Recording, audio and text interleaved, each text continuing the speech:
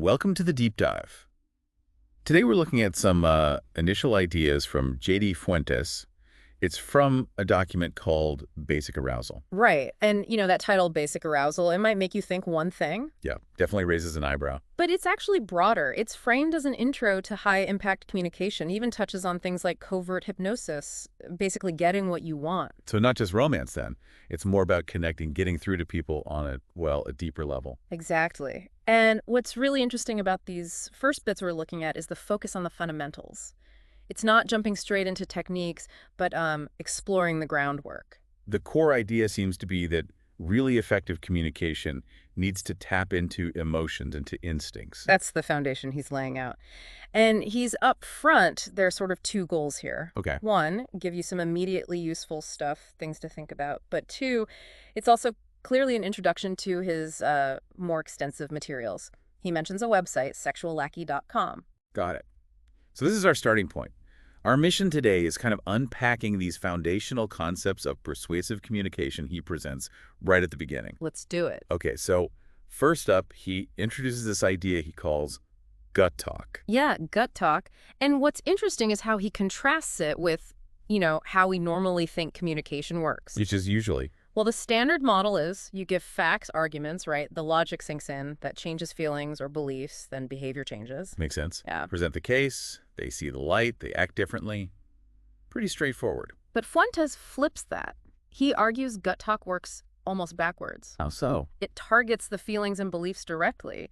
The idea is that those emotions are what really drive behavior. And get this, they even influence how people end up interpreting the facts later. Wow. Okay, so the feeling comes first, and that shapes the logic. Pretty much. He's basically saying emotional resonance has to happen before logical agreement, which is, well, it's a powerful idea if you're trying to connect deeply. So GutTalk is defined as moving feelings by kind of bypassing the rational mind. Yeah, sidestepping the intellect, speaking straight to emotions. Ordinary talk targets the head, the analytical part. But GutTalk goes for the gut, the instincts. Exactly. And he claims that makes your communication way more potent, more persuasive. Okay, so how does this look in practice?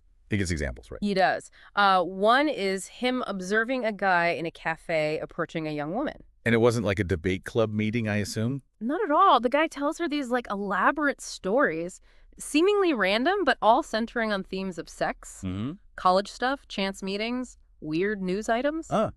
Okay, and the effect? Well, Fuentes describes her physical reaction quite vividly. Face flushing, chest reddening, holding her breath sometimes, pupils dilating. So a definite physiological response. Yeah, very visceral. Even though the stories seem disconnected, Fuentes argues that we're hitting her emotions, her instincts, directly. And the outcome? She gave him her number. He calls the technique terribly inefficient in that case, but says it clearly had an impact. Makes you think, doesn't it? About those undercurrents. It really does. He follows that with a personal story too, right? About a guitarist. A redheaded guitarist, yeah. Claims a very rapid, intimate encounter resulted from applying these principles more effectively. So faster results claimed there. Right. But he's careful to say the specifics of the stories aren't the main point. The core idea is that words are tools. Tools to give other people new experiences. And this is key when someone vividly imagines an experience. They start to feel it. Exactly. Because the unconscious mind, as he puts it, needs to identify with it to understand it. It sort of blurs the line between imagined and real. That's quite a thought. Communication as experience crafting, not just info dumping. Precisely. Which leads into the two main effects he says powerful communication should have. First one is engagement. Engagement, like grabbing their attention. Totally. Drawing them in so much that everything else just fades away. Complete focus, like you're lost in a good book. Okay, you're in the bubble with the speaker. Makes sense. Huh? And the second effect? Stimulation. Stimulation, so more than just attention. Yeah, it's prompting them to actively, vividly imagine experiencing what you're talking about. Not just hearing it, but mentally simulating it. Feelings, sensations, the whole deal. So engagement gets the focus. Stimulation gets the imagination fired up. You got it. That's the combo he's aiming for. All right. To help understand how this works, he gives us a model of the mind. Very simplified, he says. Yeah, just two parts, the head and the gut. Not, actual neurology, but a useful metaphor. So the head is? Logic, analysis, language, It dissects things, labels them, compares, plans, uses words, numbers. It's the emotionally detached part, supposedly, reason-driven. And the gut. Forget reason. Gut's all about emotions, instincts, those deep bodily feelings, understands through metaphor, association, habit, communicates through feelings, movement, subtle cues. The nonverbal stuff. A lot of that, yeah. And crucially, Fuentes argues the gut can actually override the head. How so? Give me an example. Well, you might know logically you should go to the gym. Head says yes. But the gut feeling, the comfort of the couch, the habit that can win out. Ah, okay. I know that feeling. We all do, Yeah. which leads to his point. If you want to change behavior, just arguing with the head often isn't enough. You have to target the gut, You have to change the emotions associated with the behavior, move the gut. which explains, like, failed New Year's resolution. Exactly. They often come from the head logical decisions. But if the gut, with its old habits and feelings, isn't on board, they fizzle out. And maybe why arguing about politics rarely changes minds. He suggests that too. Debates hit the intellect, but the gut filters information based on existing emotional biases. It resists things that don't feel right. So building rapport isn't just being nice. It's about, like, getting the gut aligned first. Creating that shared reality, making them receptive before you hit them with logic. Okay, so the gut is this powerful emotional driver. What does it want?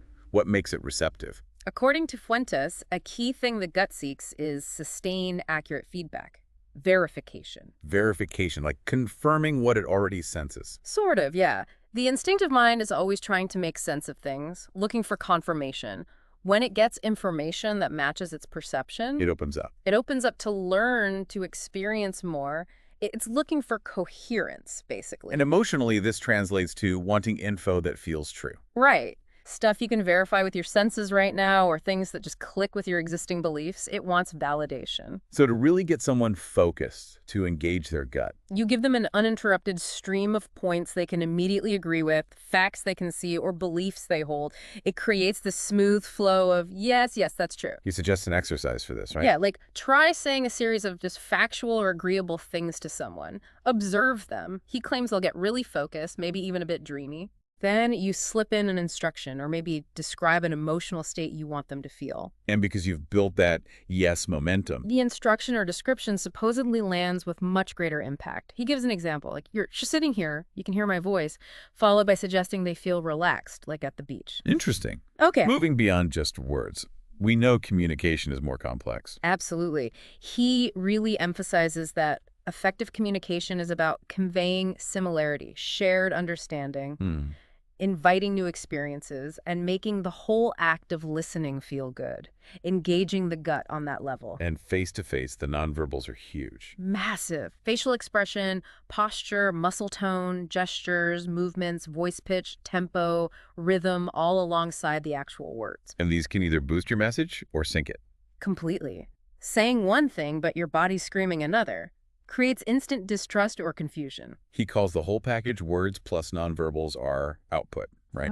Yeah, output is the sum total. And to make that output really grab attention, make the words feel impactful, he introduces verbal match. Verbal match. Okay. What's the core idea there? It's simple on the surface.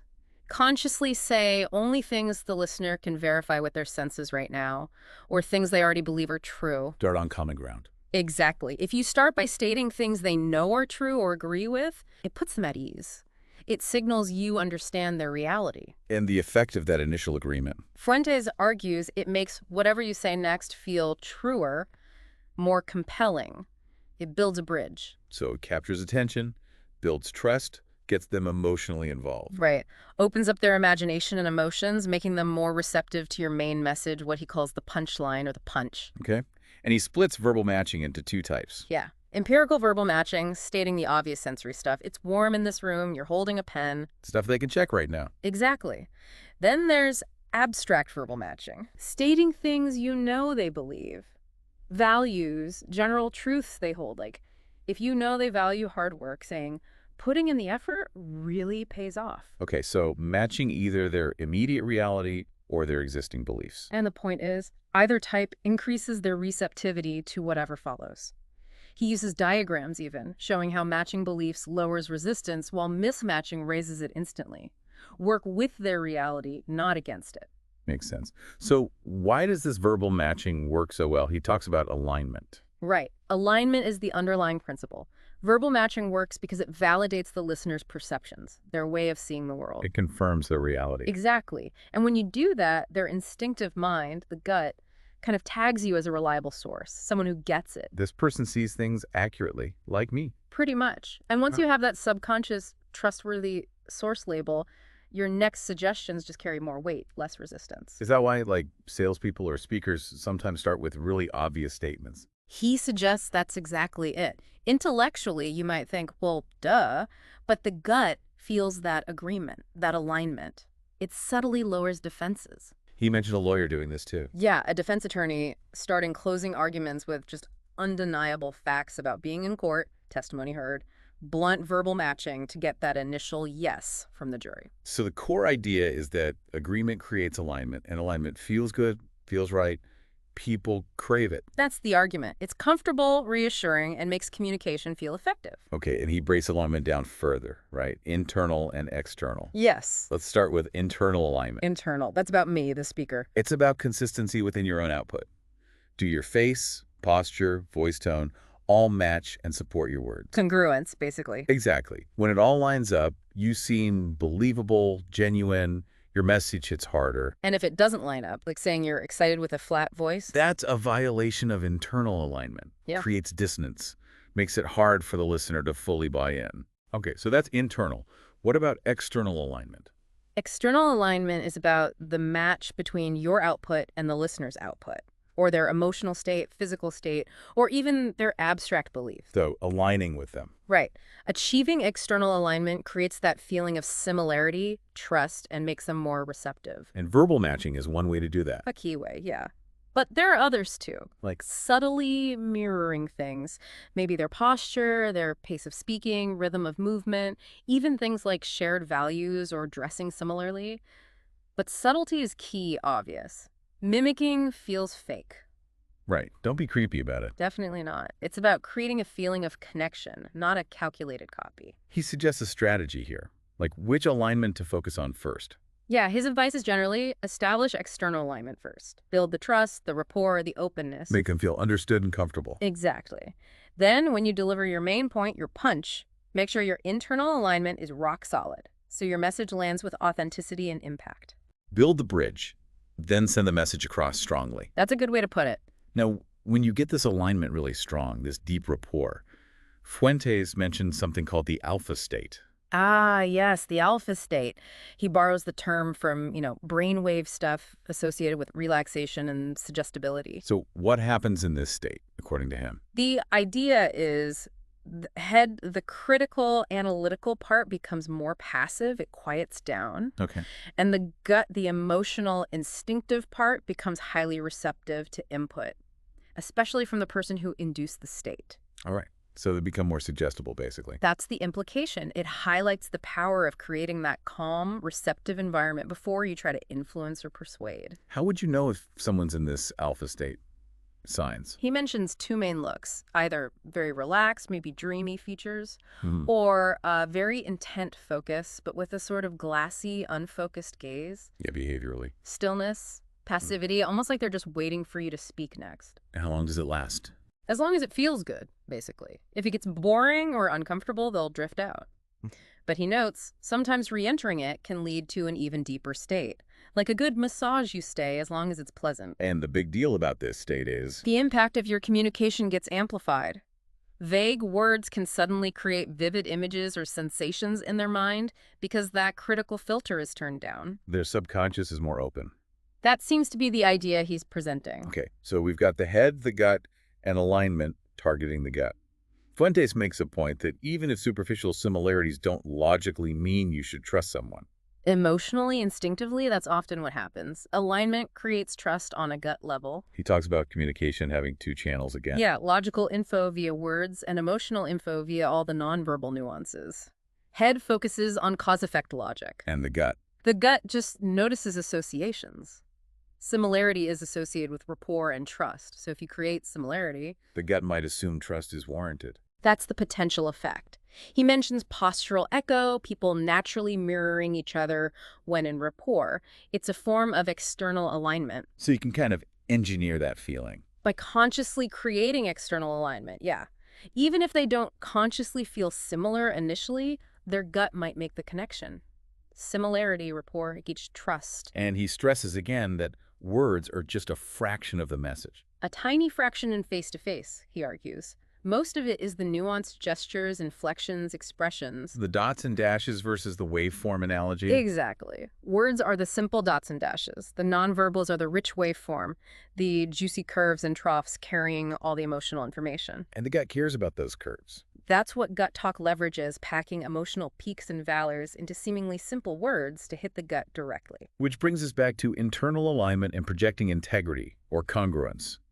The idea that how you say it matters more than what you say. Absolutely. If your message isn't landing emotionally, look at the delivery first. Body language, vocal style, they communicate huge amounts. People instinctively check for consistency, right? Comparing words to nonverbals. Constantly, even if unconsciously. Assessing sincerity, confidence, excitement, all based on that comparison. Real connection happens at the gut level. He lists a lot of these subtle influences. Movements, posture, gaze, expressions, voice tone, rhythm, pitch, even pupil dilation, blushing, breathing. Yeah, a whole range. Rationally, maybe they seem tiny, but he argues they powerfully shape gut reactions, which then form the basis for our later logical beliefs about someone. Okay. Then he talks about internal alignment and expressiveness, radiating intensity. The core idea here is pretty simple. The more emotion you genuinely show, the easier it is for the listener's gut to mirror it. You have to feel it first to make them feel You it. have to embody it, show it, sound like it so they know what to feel. He uses this is an important example. Again, think a fired up preacher versus a monotone official. Same words, vastly different impact because of the nonverbal curves. Right. And without that internal alignment, even techniques like verbal matching can fail. He uses that therapist example again. Yeah, the therapist just neutrally repeating feelings.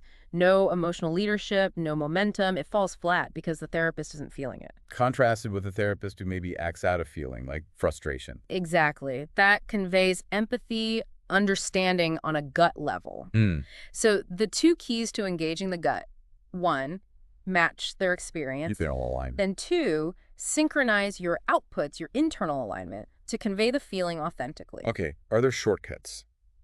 Practical ways to boost internal alignment. He gives quite a few actionable tips, like physically embodying the state you're describing. Reserved. Lean back, guarded posture, quieter voice. Excited. Lean forward, open posture, fuller voice, more pitch variation. Makes sense. What else? Using rising pitch for suspense or uncertainty, falling pitch at the end of statements to encourage belief or signal intensity. Gestures. Sing them with important words, duration matching emphasis. Slower speech tempo can increase impact too. Eye movement. Defocusing eyes, looking up slightly for abstract thought. Slowing speech, downward nod and gaze for emotional or tactile descriptions. Little things like running fingers through hair after describing something intense. Posture and gestures again. Expansive gestures away from the body project confidence. Thinking of your whole body and the space around it as expressing the emotion. Any part not reinforcing the message weakens it. So inconsistency kills the impact. Right. He equates rich nonverbal nuance with charisma, energy, magnetism. Avoiding nuance helps you blend in. Cultivating it gives you spotlight and authority. More emotion shown, more elicited. Specific gestures. Chopping for black and white points. Flowing for options. Exposed chest. Spread legs for confidence openness. Arm across body or crossed ankles for momentary wariness to vulnerability. Voice variations. Varying tone, harsh soft. Tempo, fast slow. Timbre, full thin. Slower speech increases word impact. A genuine smile starts around the eyes. Use hands to illustrate descriptions. And he includes an exercise for us to try this out. Yeah, a 4-part exercise to practice noticing and manipulating these nuances and seeing their effects, becoming more aware of your own output, which leads nicely into turning up the impact, thinking about communication channels as dials you can adjust. Right. Words are just one channel. Tempo, pitch, timbre, volume, rhythm, emotional color, gestures, eye contact, touch. They all convey feelings and intensity. Think of each as a dial. 1 to 10. And charismatic people know how to use the full range, including the extremes, effectively. He breaks down how adjusting each vocal dial affects impact. Like fast tempo. Can mean nervousness or excitement might reduce scrutiny. Slow tempo suggests intense feeling, encourages reflection. Pitch, timbre. Low pitch, certain intensity. High pitch, uncertainty. Thin timbre, weakness. Full timbre, power. Variation. Volume. Low variation, detachment. High variation, involvement, confidence. Extreme volume is usually bad, but sudden changes grab attention. Resonance from chest belly has more impact than nasal. Rhythm creates momentum. Unified modulation is strongest. Frame gestures. Expansive, intensity, confidence. Matching spoken phrase, impact. Moderate speed frequency is best. Stillness can mean fear. Incessant suggests anxiety. Motion conveys more than stillness. Smooth fit to vocal phrase is key. Eye contact. Steady can be magnetic, erotic, or threatening.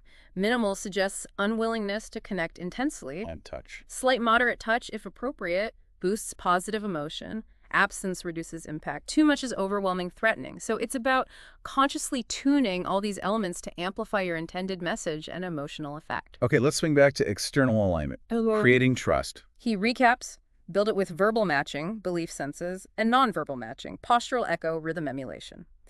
Subtlety is crucial, especially at first. Obvious mimicry kills rapport. Target the gut. Co-visually. People instinctively react to expressions, blushing, pupils, limbs, weight shifts, glances, gestures. Create similarity subtly. Mirror stance, weight distribution, expression, gaze, blinking, small movements, rhythm more than exact copy. Back and forth, subtle responses, engage instincts, build similarity, draw them in. Gestures need to match the rest. Yeah, speed, tempo, vehemence should align with voice, etc. He links specific nonverbals to emotions again. Hair toss, courtship feeling good. Arm across body, vulnerability. Crossed arms, resistance or certainty, depending on shoulders. Yeah. Exposed chest, confidence. Spread legs, comfort. Closed legs, ankles, wariness. Posture, too. Asymmetrical, relaxed. Symmetrical, proper. Slouch, rebellion. Upright, obedience.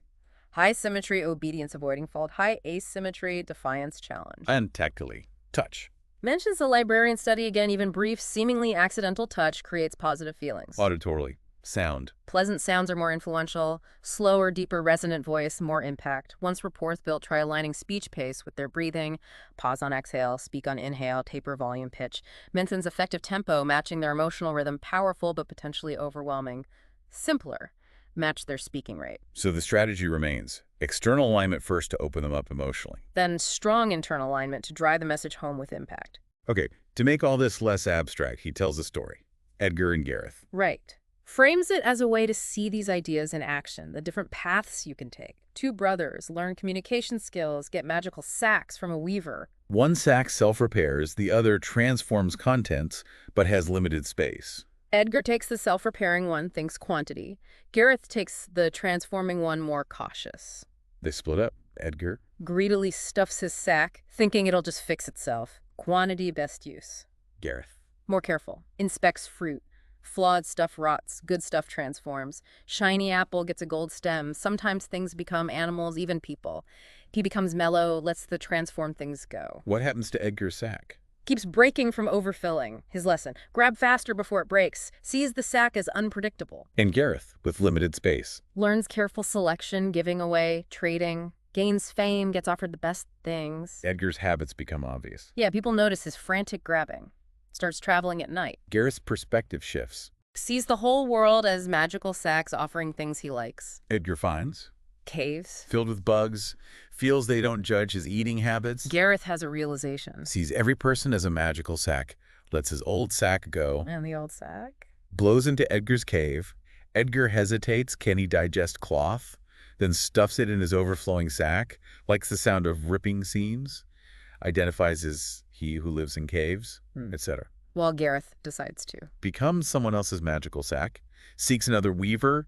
Story ends there, open-ended. And Fuentes connects it back. Edgar and Gareth are now in our minds. The next chapter's ours to write. The tools for that, his other materials, are at the website.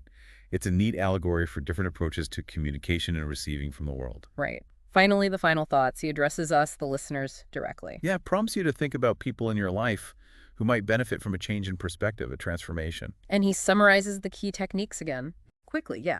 Match. Behavior words: engage, intensify, tell a similar story. Intensify again. Make desired words simple, solid, undesired, abstract. Describe rewards as pleasant sensations. Use vivid language. And the final instructions are pretty direct. Very. Say many true things slowly. Intensify. Modulate, voice body. Notice their response. Repeat. And the concluding idea. Personal transformation leads to influencing others and redefining your own desires. A call to action, really. Apply these principles. And that wraps up our deep dive into these foundational concepts from Basic Arousal. Hopefully this exploration has shed some light on communicating with more impact by tapping into emotions and instincts. Yeah, and it leaves us with a thought, doesn't it? For you listening, how could you consciously use just one of these ideas? Maybe verbal matching, maybe focusing on your internal alignment in your very next interaction. What might happen if you deliberately try to engage the gut, even in a small way? Exactly. What surprising results might pop up just from paying attention to those seemingly tiny nuances? Something to reflect on. Definitely food for thought. Thanks for diving deep with us today. Catch you next time.